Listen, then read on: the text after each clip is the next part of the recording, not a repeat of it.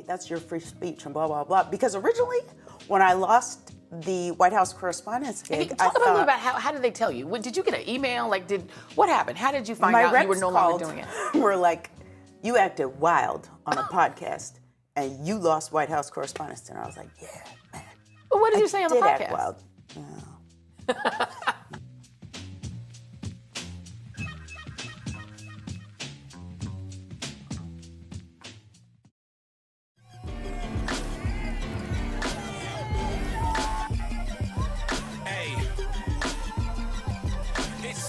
To the A, the S, the I, C's like.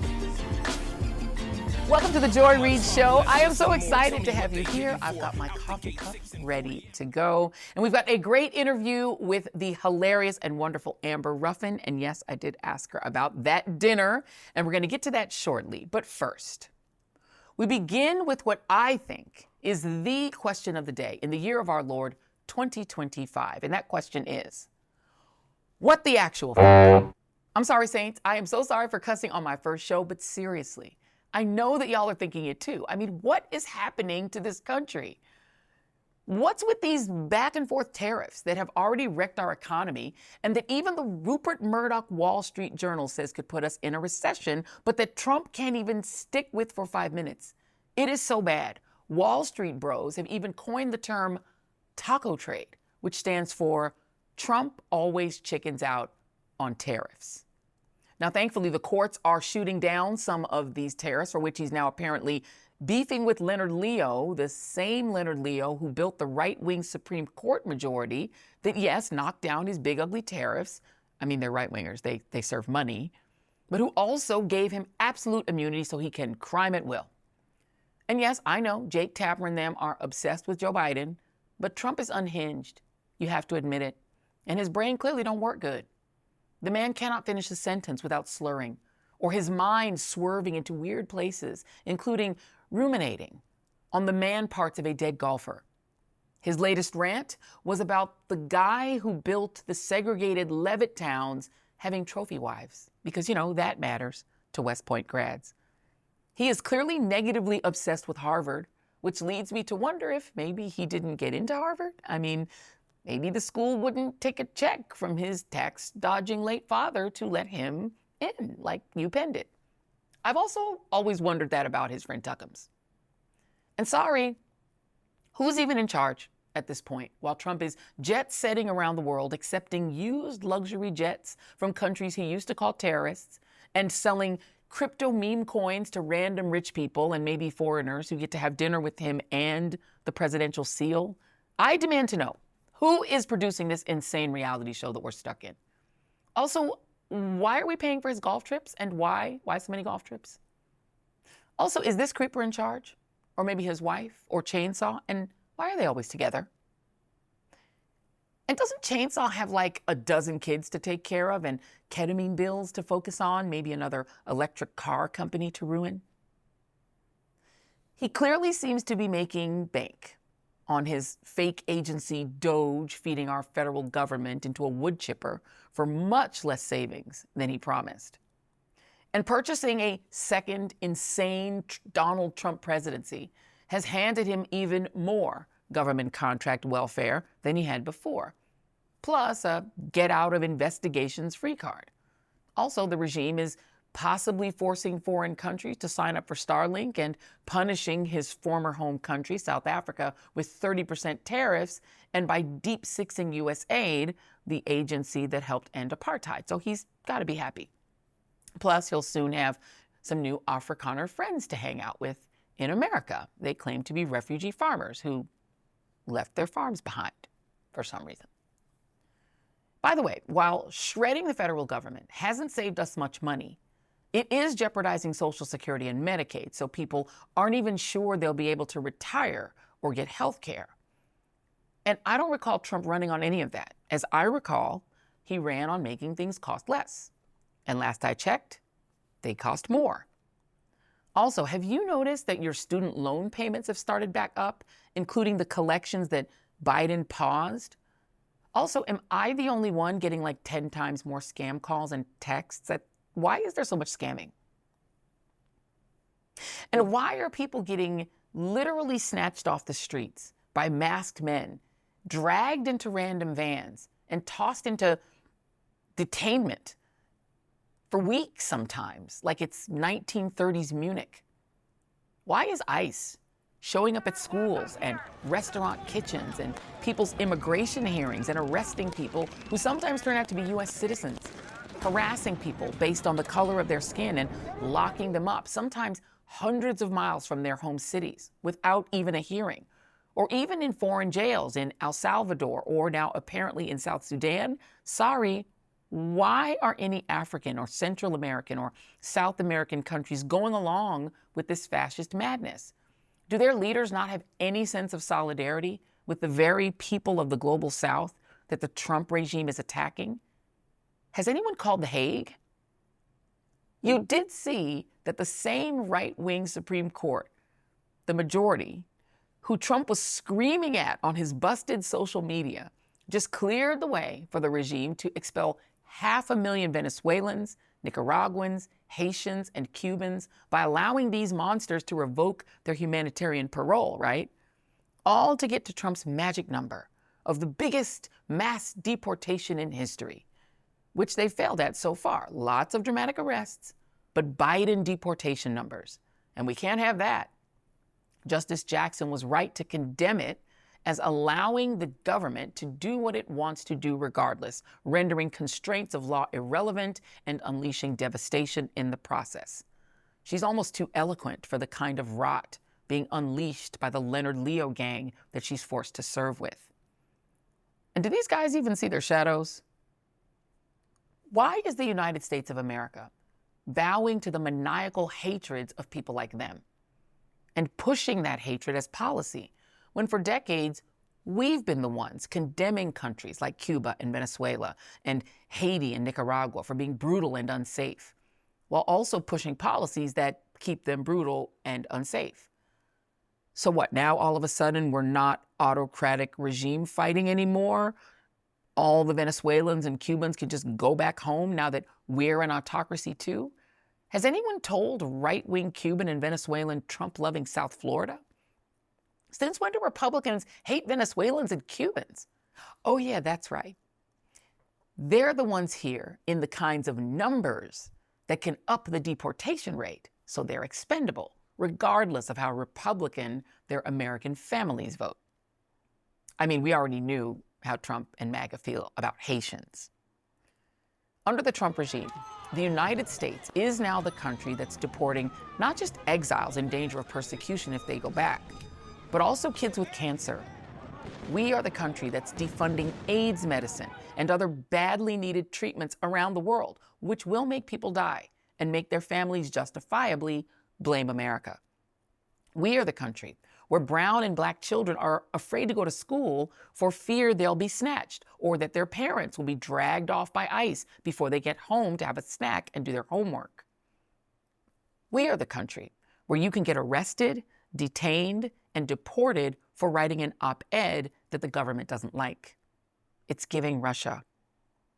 And where restaurant kitchens and farm fields and construction sites are emptying because dishwashers and cooks and farm workers and carpenters are afraid to go to work. I am thoroughly convinced that Stephen Miller and Tom Homan and Donald Trump would have deported Jesus and slept like babies afterwards, especially after they realized that he was brown. And the fake exile himself, Marco Rubio, whose family came here under no duress, from the very country he now proudly helps to ship his brothers and sisters back to, and that the media used to gush was the Latino Obama, has turned out to be the Latino Clarence Thomas instead. What do these people think our economy is going to look like if they get the millions of brown people gone that they're salivating for? Do they really honestly think that they can stop the clock on that 2042 estimated date when the U.S. no longer has a white majority? If they do, they're not really that good at math. And while we're at it, why is this administration saying that they can ignore the courts and the Constitution and the right to habeas corpus, meaning an actual hearing before you get sent to jail? Trump got hearings for his crimes, including his 88-count felony and the sexual abuse case that E. Jean Carroll filed and won. If hearings and trials were good enough for him, why aren't they good enough for everyone else? And then there are the people that the regime does plan to put on trial. For instance, they arrested a congresswoman, LaMonica McIver, for the apparent crime of daring to do oversight over a private prison that's holding the migrants Homan and Miller are salivating to deport, and for the further apparent crime of being in the way of ICE agents who were shoving an elder congresswoman while arresting the sitting mayor of Newark. Odd that these are 3 African Americans, and I am sure that is completely coincidental. Trump is so desperate to paint an insurrection on anyone other than the violent MAGA horde that attacked our Capitol on January 6, 2021, when he tried illegally to stay in office after getting whooped by Joe Biden. He has turned the whole Justice Department, and I have to say that in scare quotes, into a revenge machine. Any law firm, any Justice Department lawyer, anyone who tried to hold him to account ever must be subjected to legal persecution. It's got everyone so shook, news organizations are bending the knee, and that is truly scary. This while he's pardoning not just the insurrectionists, even the most violent ones, but also every crook and scammer from reality TV and apparently from hip-hop lore, gotta feed Black MAGA too, I guess, and maybe also anyone willing to pay him. Why is all this happening? Trump has made such a joke of our government. There are more regulars from the 90s era Oprah Winfrey Show and Fox in his cabinet than actual experts at anything. I mean, no Black people are allowed to have jobs, but these people? I mean, do you ever just sit back and take in and wrap your mind around the fact that RFK Jr. and Dr. Oz are in charge of our healthcare? I mean, we're all going to die of the measles. Podcast stars are running the FBI and national intel. The guy from The Real World is in charge of aviation. Just honk if you're afraid to fly. The Attorney General mainly does Fox hits all day, while maybe signing off on investigating companies for hiring too many Black people. And Earth to MAGA, the rest of the world does not fear Trump or respect him. They are laughing at him or rolling their eyes and trying to figure out how they can begin to get by without America. By the way, is the signal check guy sober? You know, the signal check guy from Fox? I pray that he's sober, because Trump can't seem to decide if he wants to buy Canada, Greenland, and the Panama Canal, or launch 3 separate wars to steal them, and he would be in charge. And God help everyone in Gaza, because he's clearly going to let them all die. So he can what? Build a Trump resort on their charred remains? Does Bibi get a timeshare in this genocidal madness? And also, why is the evidence that Black people, women, and gays ever existed in the military science or U.S. history being deleted from government records? Actually, I think we all know the answer to that one. Bottom line, what really seems to be clear is that Donald Trump is definitely in charge of the casting, because these clowns that he has in charge are his people. But what's not clear to me is that he is actually running the country. He and his grimy adult children seem to be spending most of their time enriching themselves in a way that makes Hunter Biden look like a legitimate saint, while every insane right-wing ideologue is picking off pieces of the Trump presidency to build their own personal versions of The Handmaid's Tale. It's every kooky right-wing conspiracy theorist, grifter, and crypto AI entrepreneur for himself. Everybody gets a chance to ride the Trump train and get rich off the public dime. And that does lead me back to the question of why. Why? Why are they doing all of this? Is it that Republicans just hate multiracial modern America so much that they've decided to burn it to the ground like the ancestors torched the Nottoway plantation in Louisiana? Or maybe they've seen secret intel that the world is soon going to end for real, so they've decided to just strip the U.S. for parts and move with Elon to Mars. Honestly, I kind of wish they'd just go already.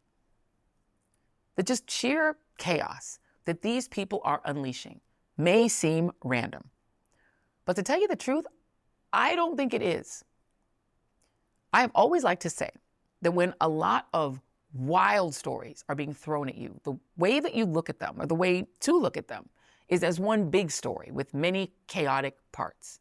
So just ask yourself, why allow this much chaos to surround the White House? Who gains from it other than Elon and the other South African and American billionaires who are scoring all the contracts? When I look at this mess from the standpoint of the history of this country, it seems to me that what's happening with Trump and his band of misfits is the same thing that the very rich have been trying to do since before this country was even a country. Because the reality is, this country did not start out as a democracy. It started out as an oligarchy with a small number of very rich European men, mostly big plantation owners, running everything, and poor European settlers, small farmers and indentured workers, alongside enslaved Africans forming the labor force, while indigenous people basically got wiped out by germs and got their land stolen thanks to guns. And we remained pretty much an oligarchy until the Civil War overturned the slave system, and Reconstruction gave Black Americans a taste of freedom and a chance at political power in the American dream. That was 12 years of relatively stable multiracial democracy. But it was put down violently in 1877 after the Union troops left. The South and the Republican Party at that time switched from abolition to backing the super rich. Men whose fortunes were made not by being plantation owners, but by being the industrialists who powered the Union side in the Civil War. America basically traded a planter aristocracy for a railroad and steel mill version. Just think for a minute about the Gilded Age. The super rich at that time, the Rockefellers, the Carnegies, the Vanderbilts, the Morgans, they lived almost as well as European kings. And because they were new money from steel mills and railroads and oil fields, they wouldn't have even been in the king's court in Europe. But here, they lived large, while the average steel worker or shirt factory worker often died poor and young, if they were even an adult to begin with. And these new oligarchs amassed that wealth and left it to their heirs tax-free. Meanwhile, Black farm workers who stayed in the South lived little better than they and their parents did during slavery, because again, the planter class was trying to stay as rich as possible, which meant low wages and brutal social repression. And those who fled north found themselves fighting discrimination and fierce ethnic competition with immigrants over jobs and places to live. And even those who made money and built successful communities had to keep an eye out for clan gangs eager to burn those communities to the ground or lynch any Black man, woman, or child who made them mad. Same for Chinese and Jewish immigrants and Irish and Italian Catholics. Always one good eye out for the Klan, who resented the presence of all these non-WASPs. But the rich industrialists, they took full advantage of the abundant labor. What did they care about the social issues? It was all about the Benjamins. Sure, they had to deal with a few nasty recessions here and there and some labor strikes. And, in those cases, they basically just let their security or local police deal with it by shooting people. So mostly good times. And then came the great 20th century, or if you're conservative, the horrible 20th century, whose reforms that helped working people made rich people very unhappy. Starting with the 1913 income tax under otherwise horrible Woodrow Wilson, which the super rich have been fighting ever since. The 20th century is called the American century for good reason, because a whole bunch of Americans who had almost no rights before 1900 got lots of rights after. That includes laborers of all races who were increasingly unionized. It included the end of child labor and the right of white women to vote in 1919. Black women took decades longer. The New Deal, which was the reaction to the damaging oligarchic economic policies of successive Republican presidents. Then came the First and the Second World Wars that pulled white women into the workforce. After that second one, baby, they never really went back. And FDR's New Deal, which began to level the economic playing field between the rich and the rest. You see where I'm going? World War II left Europe in shambles, but it left America full of cash and confidence. By the 1950s, there was a relatively flat distance between the CEO class and the working class, mainly because the top incremental tax rate was north of like 90%. The average white guy could have a normal non-college job and also a fishing home in the mountains and a boat. His wife could have a new refrigerator and an automatic vacuum cleaner and probably day drink herself into a stupor, wondering why she was so bored. In the decades that followed, we switched from being a primarily industrial society that built trains, planes, and automobiles, but also electronics and televisions and radios and refrigerators, to a consumer economy that mostly bought those things and had to compete with Asian countries and eventually Europe, especially for the cars.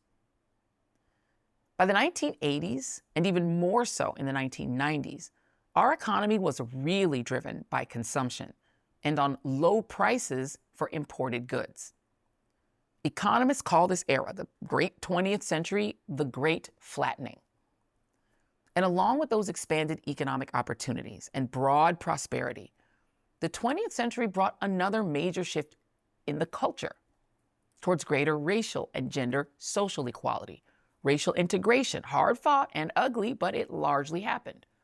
More visibility and equality for LGBTQ people. And hell, by the early 21st century, we even got a black president and damn near had a woman twice. It certainly wasn't perfect, but we became modern. And modern ain't so good for oligarchs. What we are seeing in all of this chaos is a fight to repeal the 20th century. Sam Alito may be the most viciously vocal about hating that century, but trust me, a lot of them on the right do. Have you read Project 2025? It should be called Project 1825. But the far right has a problem, and it is this. How do you get a modern society to give back all the advancements? Americans who've gotten used to letting the invisible, undocumented people do all the hard work in the factories and the fields, while our economy mostly runs on consumption, on buying those cheap imported goods and enjoying relative prosperity. Even our poor folks often have cell phones. How do you get people to go back to a time when working class people often died poor, uneducated, and sick with only whatever they could scrimp together and save on their own for retirement? No social safety net, relying on religious charities to eat, while the super rich left their fortunes, again, to their heirs, untaxed. How do we get people to go back to the Gilded Age? How do you get people to go back to labor having few or no rights, women having few or no rights, even over their own bodies, dying of sepsis because they're having a miscarriage, or being thrown into prison for having an abortion, or doctors too afraid to treat them? Black folks and brown folks being openly discriminated against when looking for jobs, education, or opportunities, or grants. Children living unvaccinated with no protections against the measles, the mumps, or COVID. People just doing their own home experiments to try to cure deadly diseases that were dealt with decades ago. What if more of them come back? Are we so gone on conspiracy theories and reality TV that we'll just go along with it? With stripping ourselves of everything modern and go back to a pre-20th century age just so a handful of super wealthy right-wing ideologues don't have to see drag queens or hear Spanish in public? How do you get Americans to go back, to give up the benefits of health care, a decent retirement, unionized labor, women's rights, gay rights, civil rights? How do you go back to racial and gender hierarchy when whole generations of us have grown up without it? Well, it helps to make people afraid, make them feel destabilized and exhausted, and keep them that way all the time, especially the people that you're trying to suppress, the civil servants, the artists, the academics, the left, the journalists, the women, even the corporations, the people that might dare to protest, make them afraid to resist. That's how authoritarianism and fascism always work. It also helps to have an entertainer in the most visible political positions, someone charismatic who can rally the loyalists and keep them happy and entertained while their pockets are getting picked.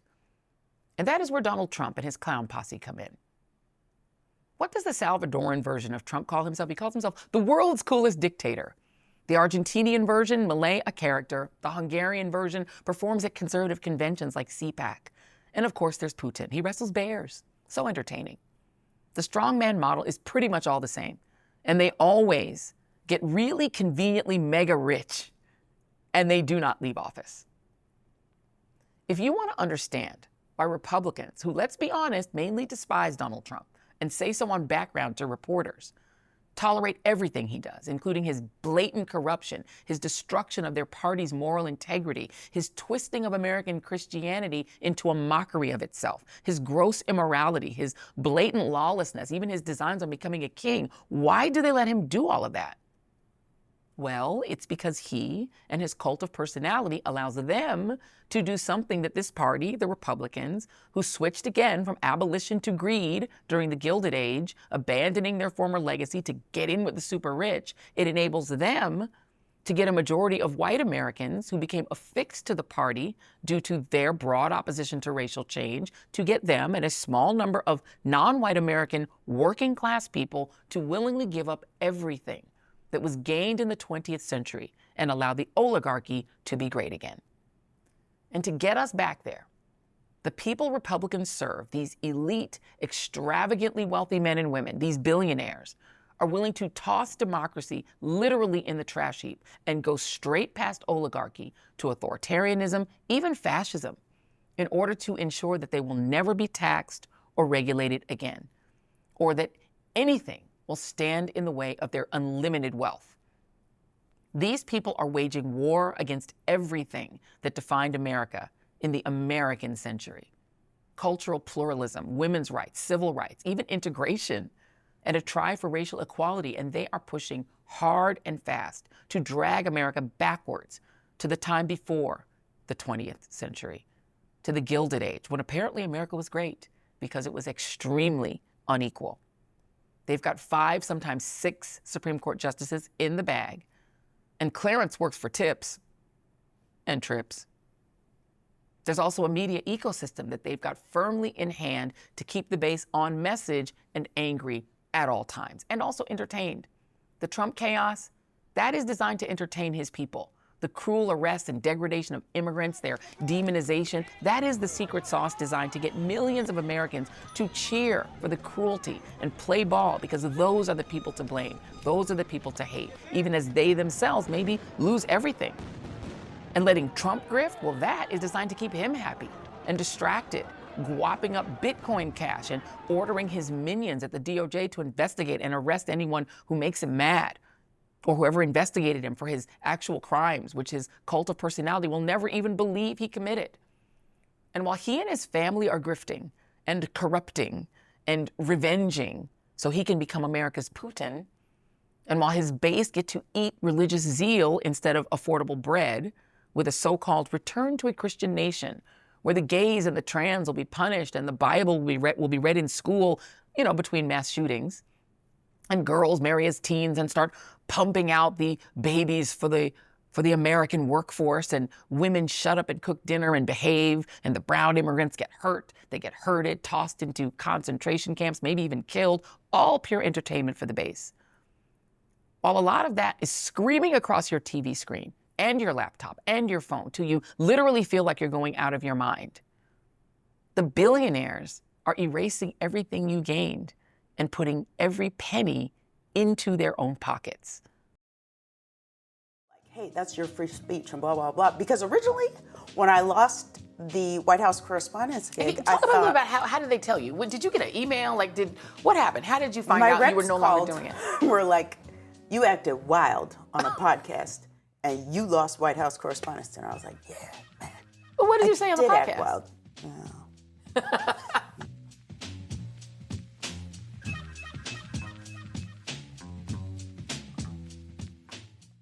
Recently, I had the chance to interview writer and comedian Amber Ruffin, who was supposed to headline this year's White House Correspondents' Dinner. We discussed that, her amazing career, and how to stay funny in an autocracy. Check it out. You know her from Have I Got News for You on CNN, Late Night with Seth Meyers, the eponymous Amber Ruffin Show, and many, many, many more things. The great, the wonderful, the hilarious Amber Ruffin is here with me now. Hey, girl, welcome to the basement. Yeah, I love it here. You're never going to get me to leave. That's fine. We've got a spare room, and you can stay. Yes. So let's get it. So I am here holding my dossier on you, and you know you've made it when you've got a dossier, girl. Oh, You got a dossier handy. So I want to talk about, you are a 70s baby. That's right. Born in Omaha, 79. Nebraska. Yeah. Yes. Home of Malcolm X. That's right. So the obvious question there is, how many Black people are there? And now that you're not there, are there any left? My family's still there. So that's some. That's some. But we do have, when I was like, oh, okay, we have Black people, was when we got a soul food restaurant. Okay. That's I when was you like, know. well. That's when you know. Looky here, I can pick up the phone and order greens. I was never Absolutely. able to do that before. Absolutely. I get it because I grew up in Denver, Colorado. And the first question people ask is, are there any Black people there? And I'm like, there absolutely are Black people. There are Black people everywhere. Yeah. That is the key. But you've had such an incredible career, in terms of doing stand-up, and you went to Amsterdam. Yeah. Like you literally, first of all, what got you from doing comedy, I'm assuming locally, to go all the way to Amsterdam? Well, I was an improviser in Omaha, Nebraska. And then I would go to Chicago for the Chicago Improv Fest, because Chicago is like the heart of all improv. Fight me. And then I did well there. And one of the theater owners was like, if you moved here, you could have a full-time job within a year. And I did. And that full-time job was in Amsterdam doing comedy at a theater called Boom Chicago, which has a lot of famous alums. So I lived there for 5 years. Well, here's the whole story. I lived there for 2 years. Then I called Second City and asked for a job, and they gave it to me because that's how it worked back then. Right. And then I moved to Denver to do Second City Denver. We existed. Then I moved to Second City Chicago to do main stage for 2 years, I don't know. And then moved back to Amsterdam for another 3 years. Then to LA for 2 years to try to make it. And then I got Late Night with Seth Meyers in LA. And then I've lived in New York ever since. I want to get, I know everybody wants to know about the White House Correspondents' Dinner to dust up, but I'm going to make them wait just a little bit longer because I just want to know more. I want people to know more about you, because when you became a writer on Late Night with Seth Meyers, weirdly enough, and look, this is my dossier, so let me know if my dossier is not correct, because I will get at my AP if it's wrong. In 2014, you were the first Black woman to become a writer on a late night show, which to me sounds crazy because 2014 is in the 21st century. Yeah. Is that true?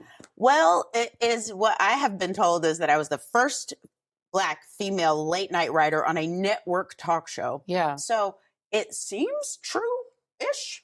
Yeah. But I choose to believe it. And it's certainly, like, if you look at the late night landscape. Yeah, it's very white male. Who else was doing it? Right. But you think about like shows like Saturday Night Live that have had so many incredible Black women cast members. You think of all the Black women in comedy. You would think at some point a Black woman would be elevated to those roles, because in some cases, those writers' rooms are writing for Black women.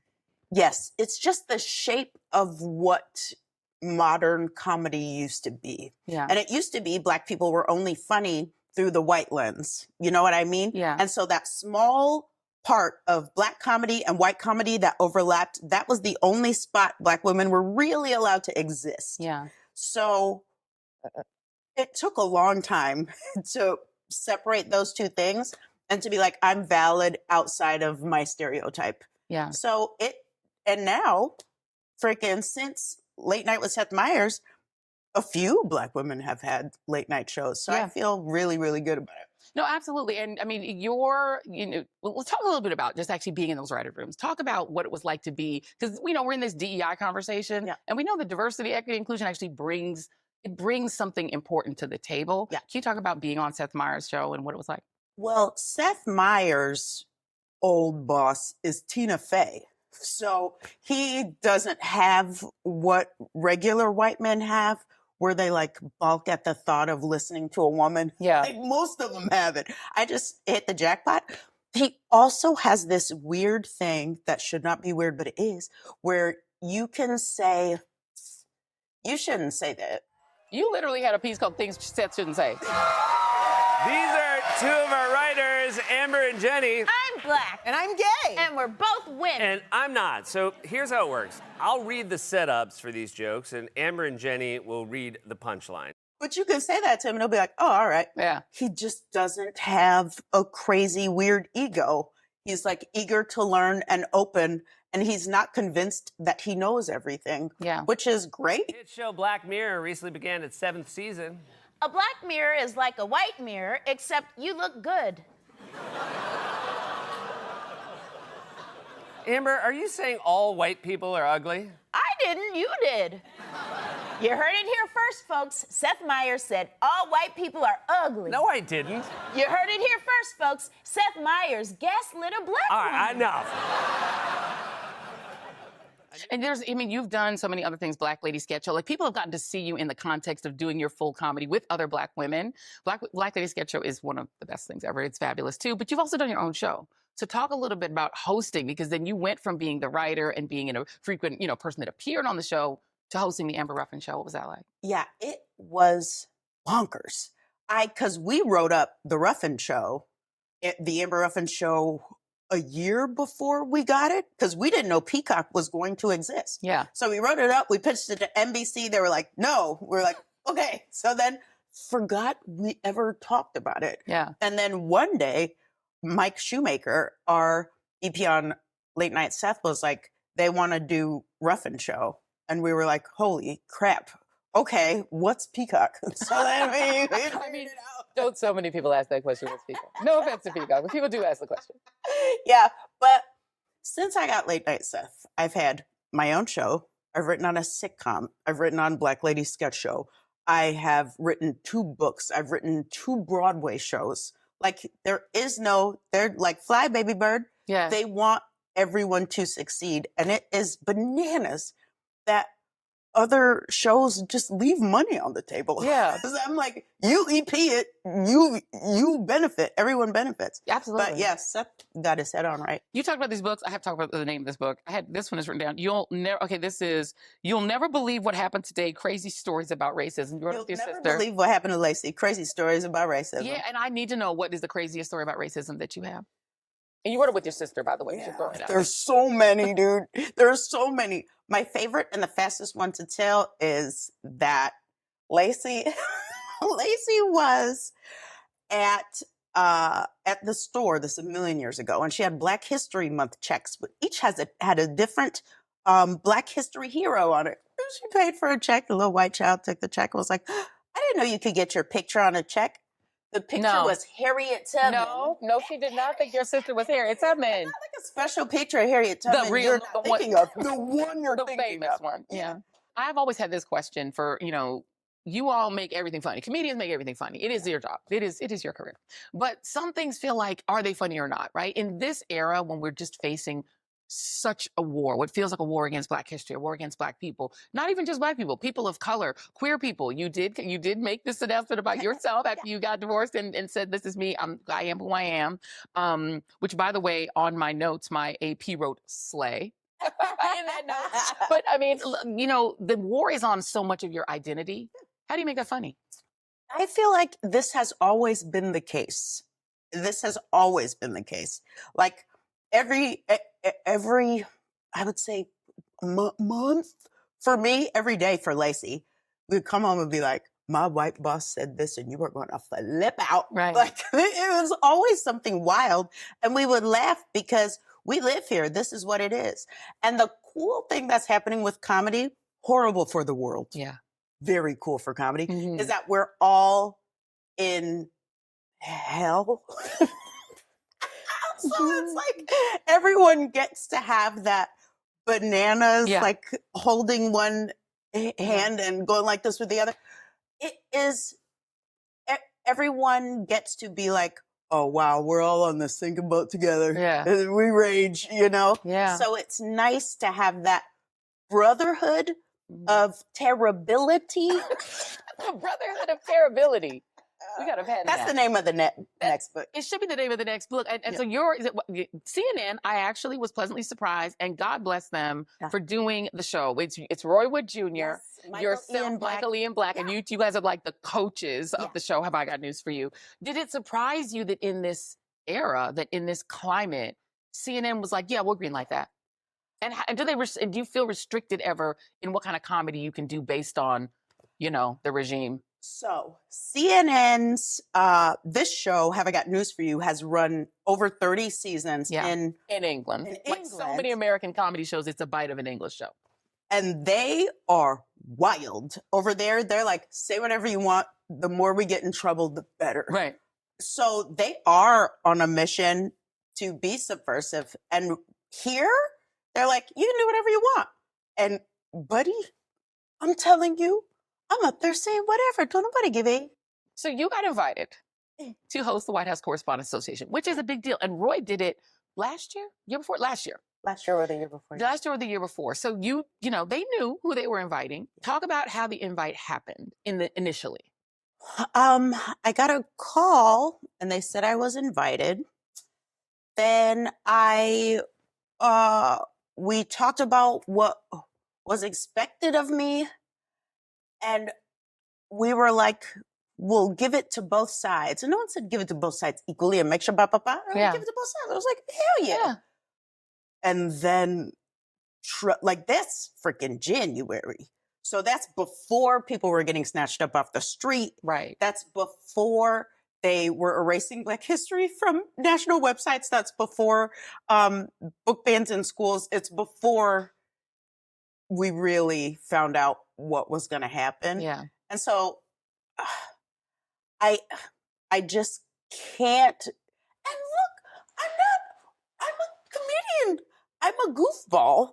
I'm an improviser. It's not my job to freaking stand in the way of fascism. That's not my job. And I don't know anything about that. But I cannot say that what they are doing is equal to what Democrats are doing. Right. I cannot create a false equivalency. That does actual harm, and it harms me. Right. So, I'm not a martyr or a free speech soldier. I'm a girl who doesn't want her life to get worse. Right. That's it. Yeah. But now I find myself in this odd place where people were like, hey, that's your free speech and blah, blah, blah. Because originally when I lost the White House correspondence gig, I thought about how did they tell you? Did you get an email? What happened? How did you find out you were no longer doing it? We're like, you acted wild on a podcast and you lost White House correspondence dinner. I was like, yeah. What did you say on the podcast? How much do you actually know about who will be in attendance? Do you get like the rundown? I'm sure that I will at some point. You will. I Okay. know the news organizations that will be Yeah. attending. I don't think the people confirm until quite a bit later. I don't necessarily, I'm not 100% interested in being like, ha, you're here. Look at your stupid head. You're burned. I care, you're kind of a bunch of murderers. I mean, so they were like, you need to be, equal and make sure that that you give it to both sides and blah, blah, blah. I was like, there's no way I'm going to be freaking doing that, dude. Under no circumstance. But you're a comedian. And when someone books you to be on a podcast, you're going to do comedy. It's what you do. I'm going to act up. Right. So I was like, okay, well, you know what? That's what I get for acting out. Then people were like, you can say whatever you want. You're not a politician. You can act up. You're supposed to act up. Right. I tuned in to watch you act up. I was like, oh. Yeah. Oh, she did it again. I see how that happened. I see how they came to that conclusion because I was going to say all manner of stuff. You know what I mean? You think I was going to burn him to the ground. To the ground. Yeah. But so if you hire me, I do that. People get mad at you. Right. You lose your access to Mhm. reporting on the White House. You gotta fire me. You have no choice. But you don't, because here's the thing. Your former boss, Seth Meyers, has hosted the White House Correspondents Association. Yeah. And every week when he was on Saturday Night Live, they were doing a thing called Weekend Update, where they were roasting the administration, including, they roast anyone. All of the comedians that have done White House Correspondents Association dinner, they've all done the same kind of comedy. You see what I mean? I feel like there was a special kind of retreat this year and he wasn't even going to be there. He doesn't go to it because he can't laugh at himself. Yeah. So to me, it was very odd that they booked people before I still can remember the attacks on Bill Clinton when he was there. It was so crass what happened. And that happened and there was no penalty for it. And you're allowed to do that. Lots of people have done it. Did you feel like it was different this year? Yeah, it's different this year because you're not allowed to do that this year. It's no longer allowed. People would have literally lost their access to Yeah. the White House. They are kicking people out of the press pool. And they're doing that anyway, despite the fact that you did not do that dinner. So that's the That's thing is true. that we're going to That's lose it true. anyway, You're right? right. Like they're You about to know lose what? it anyway. You're so right. you almost wonder if the press in this moment is making decisions to take the knee, to retreat, and then they end up the bad thing they were afraid of happens anyway. They banned the AP anyway. It had nothing to do with you. Yeah. I wrote down a guy's name. His name is Zainab Mousavi, and he is an Iranian comedian who in 2023 was arrested and jailed in Iran for making fun of the regime there. Mm. And I think in the United States, we've never thought we would get to the point where we'd ever have to even think about it not being that you're just not invited to a thing, but you can get arrested. The mayor of Newark, New Jersey, the largest city in New Jersey, literally arrested, even though an ICE detention center he's in court with, saying that they're illegally occupying, working in his city. He's in court with them. He's the mayor of that city. He's in his jurisdiction arrested. Yeah. You have this administration threatening to arrest the governor, members of Congress, to put them in jail and to take away even the ability for people to get a hearing. So I wonder if for you as a comedian in this era, where it's not even just about being disinvited to things, do you ever worry that worse could happen as a result of you doing comedy? Yeah, it could certainly happen. Mm. When I lost the White House Correspondents' Dinner, I was like, oh no. And as I was like undoing the dress, as I was undoing, releasing hair and makeup, getting rid of the hotel room, a thing I had to get rid of was a bodyguard. And I was like, wait, in this madness, I had hired a bodyguard and then just been like, okay, check. Like that was a normal freaking thing. Yeah. And then once I had to let the bodyguard go, I was like, you know what? Yeah. I think this turned out for the best. Turned out for the best. Yeah. So my exit question to you is just a bigger picture. I'm going to make you be deep now. I'm going to go over on you.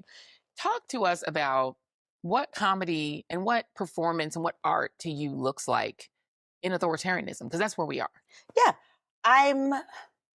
It's odd to see the way that shows are bending to the way networks are bending to appease what Trump's requirements might become. Yeah.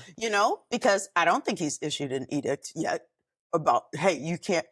So people are just preemptively snatching shows off the air and making sure that there's not too much noise, and where does that end?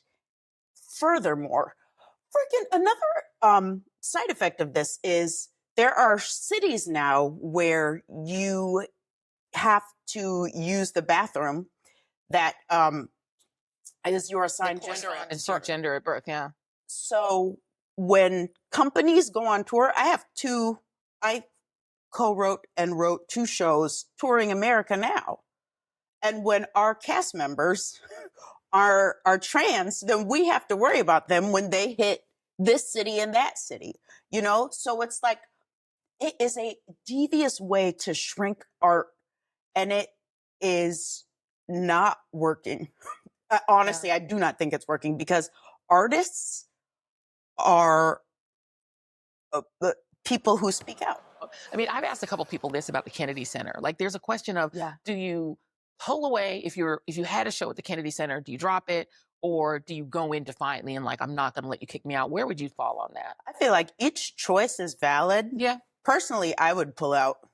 But if you stayed and then just delivered do the a gayest show ever, like literally, literally. Yeah. Have the drag queens also dress as drag queens, like be double drag. I don't know if that's actually possible, but do it. Do like 2 times drag. Yeah. How about that? Go back and forth. Go back and forth. All genders. Do them all. Yeah.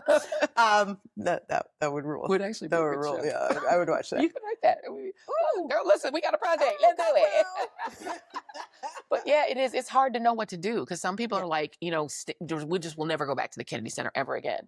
Yeah, and not knowing what to do is fine. Not doing is becoming unacceptable. It's a problem. Like, we gotta do.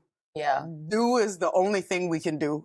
And there are so many people who are unable to do anything. You know what I mean? Yeah. Remember after George Floyd's murder, where white people were like, I have to use my privilege to blah, be blue. That was us. Yeah. Like, dang, I didn't have but a smidge of privilege, and now I gotta use it to Yeah. say trans people, dang. Yeah. I'll do it.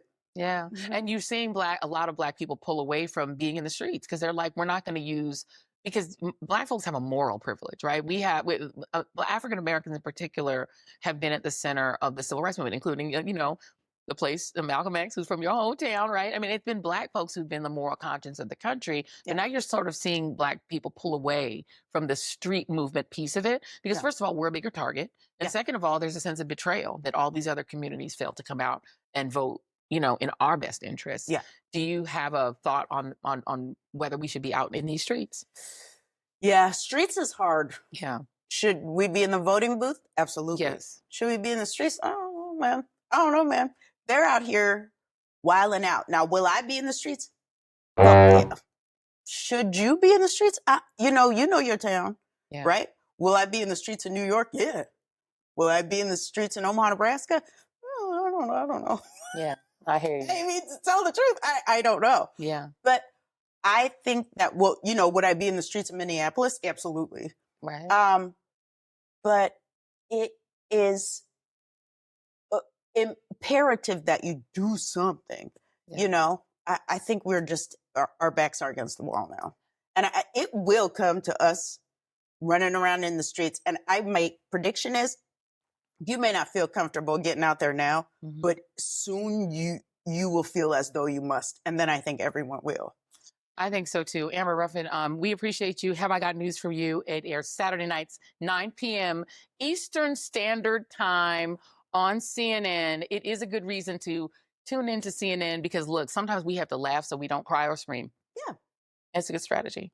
Yeah. We appreciate you. I'm laughing and crying. There you go. Thank you, Amber Ruffin. And be sure to catch Amber, Roy Wood Jr., and Michael Ian Black in Have I Got News for You? Please be sure to share this channel with all of your friends and family. And also hit that like button so that we know that you're enjoying the content. And if you are a true reader, subscribe not just to this channel, but also to Joy's House on Substack by going to joyandreid.com. There you will have access to my daily reads and exclusive content, including behind-the-scenes footage of the show and exclusive chats and after parties. First dibs on getting your questions answered every Friday by me, and first dibs on telling us who won the week.